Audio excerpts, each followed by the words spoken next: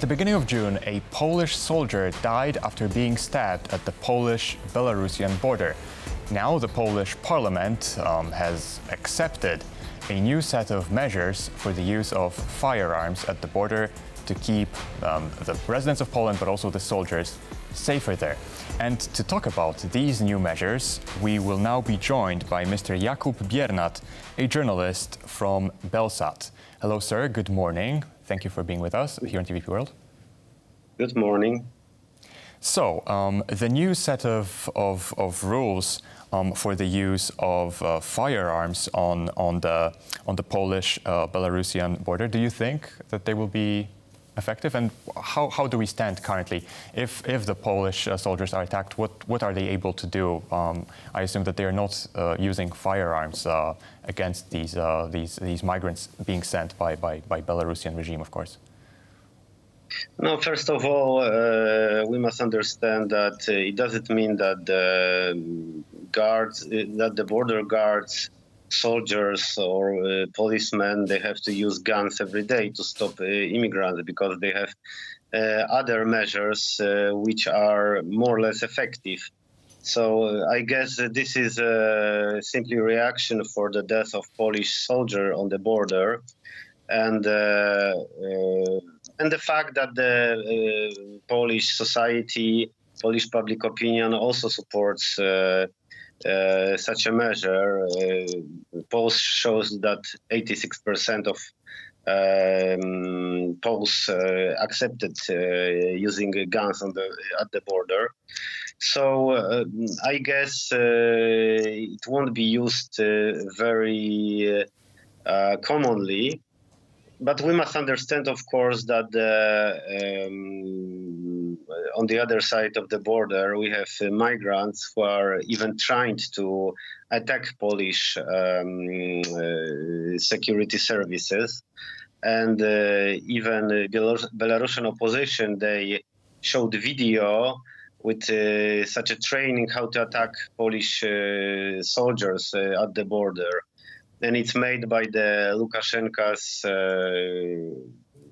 associate people who are working for him, people who are working for services or private, so-called private security companies.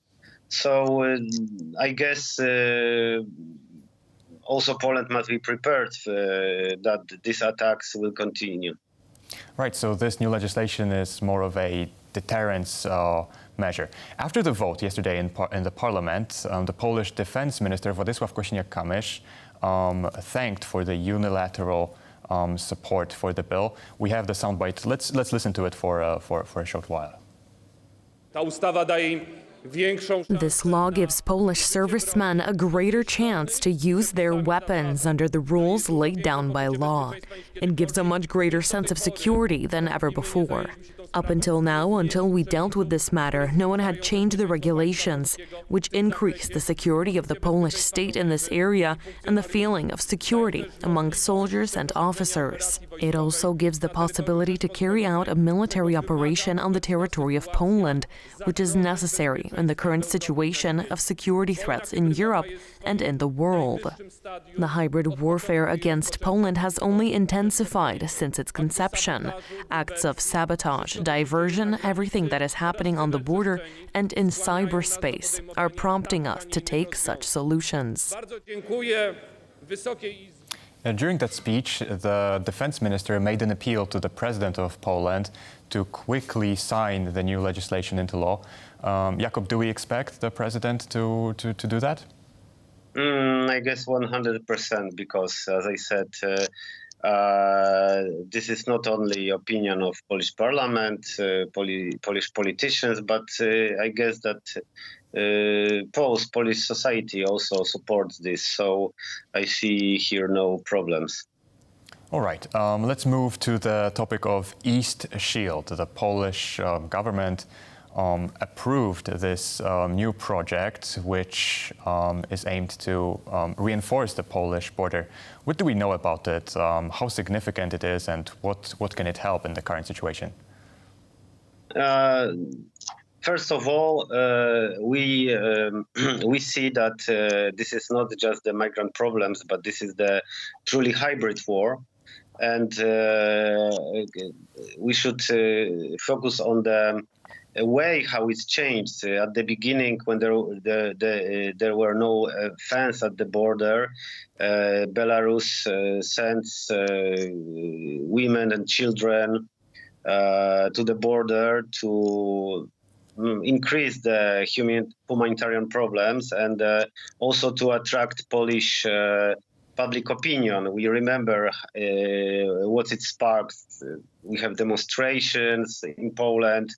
We have very fierce debate over what to do with the situation because of humanitarian aspect. Now, as we see, the migrants that are coming that are mostly young men who are trained to pass the border, who act sometimes violently. So we see that Lukashenko changed its policy, its strategy from this humanitarian to the, let's say, security matters, yes. And of course, Poland needs to react somehow, and a complex of measures of protecting the borders, which means mixed military forces, fence, also non-go zone next to the border, and other military installations, including swamps, for example. Poland wants to reestablish swamps on the border with Belarus in order to stop any aggression. And for me, it's absolutely natural. And we observe also this kind of measures in Baltic states, even in Finland. Mm-hmm. I have here a couple of numbers about the East Shield. It's meant to be 700 kilometers long. It will cost about 10 billion Polish zloty, so it's about 2.3 billion euro. And it's meant to be built in 4 years between 2024 and 2028. The Polish officials say that this plan will keep Poland safe from the east. Do you think that that is the case? Does it seem like a reasonable plan to you? Of course, it's very much depends on the international situation, on the situation in Belarus and in Russia. Now we are in war not we, but Ukraine is in war with Russia, and Russia with Belarus. They are playing in the one team just to destabilize eastern border of the EU. Of course, we don't know how the war will end, when the war ends. So I guess this is the good measure to prepare for what's going on, because we don't know whether Kremlin and Minsk will stop, for example, hybrid aggression about Poland, as we see with migrants. And of course, now Russia is in war with Ukraine, and it cannot focus too much on Europe, except for this hybrid aggression examples. But we don't know, maybe in years they switch strategically towards Europe, and they reintegrate Belarus more, and more Russian troops will enter Belarus, so we have to be prepared. Mm-hmm.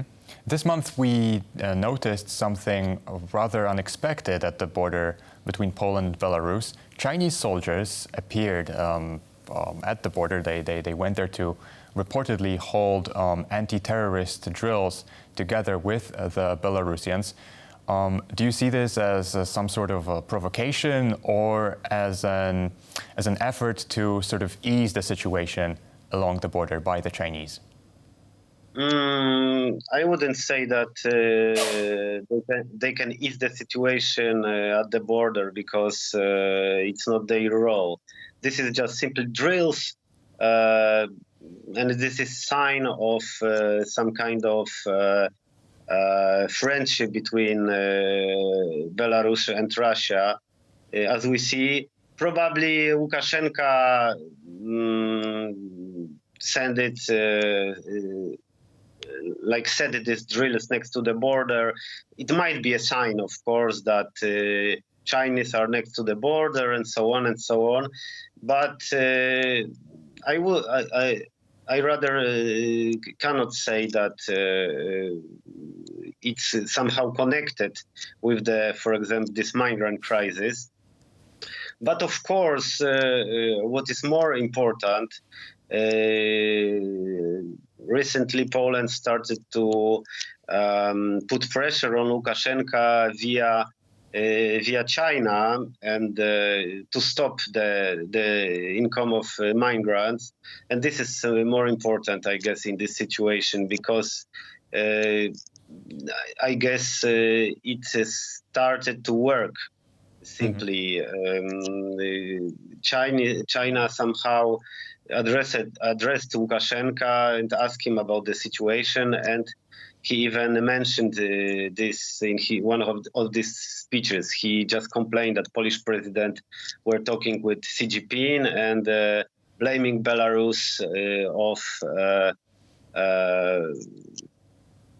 destabilizing border with Poland.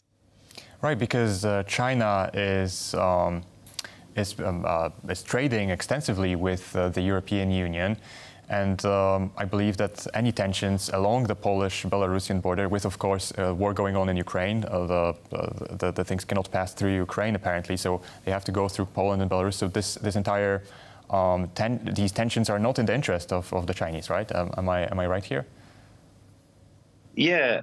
I guess, of course, China should see it as a problem because Belarus is some kind of gate to Europe, and